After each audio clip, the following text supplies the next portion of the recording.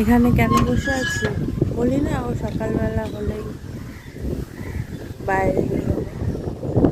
সকালবেলা এখন ওয়েদারটা মেঘলা আর হাওয়া দিচ্ছে। পাশে একটা বাড়িতে অনেক সুন্দর সুন্দর ফুল গাছ, সেগুলো এই যে এই ফুল গাছগুলো, এই ফুলগুলো নড়াচড়া করে, গাছগুলো নড়ে, ওর দেখতে ভালো লাগে। বাচ্চা মানুষ না,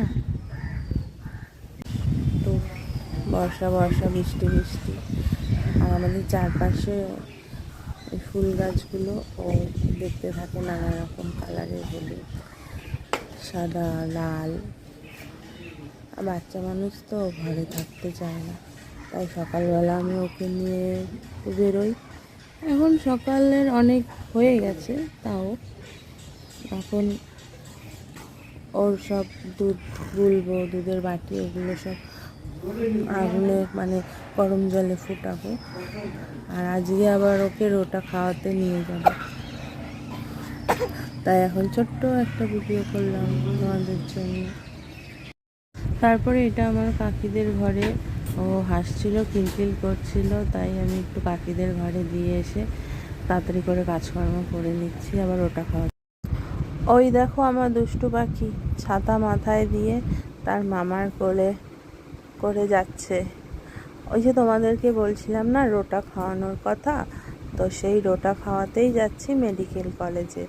যারা কল্যাণীতে থাকো তারা নিশ্চয়ই জানবে যে এনএমের পাশে মেডিকেল কলেজ, ওখানেই বাচ্চাদের এখান থেকেই ডোজগুলো সব ওয়ার্ডে ওয়ার্ডে যায়। যখন কোনো ওয়ার্ডে থাকে না তখন বলে দেয় যে হসপিটালে এখানে এসে খেতে।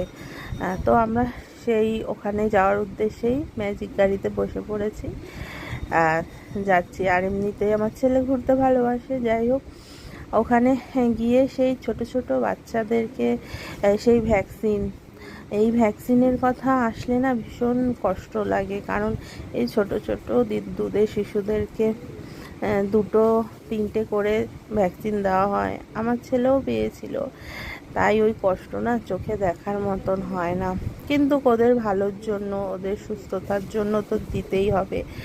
তাই আমি একটু রিল্যাক্স ছিলাম, কারণ রোটা তো সেই কোনো অসুবিধা নেই। আমার ছেলে আবার 9 মাসে না 9.5 মাস তখন আবার পাবে ভ্যাকসিন এই ঘরটাতেই। আমি তো প্রথমে ক্যান্টনমেন্টে থাকতাম, ওখানে দিয়েছি, তারপরেরগুলো সব আমি কল্যাণীতে দিয়েছি। আমরা ওয়েট করছিলাম আমাদের নাম্বার আসলে, তখন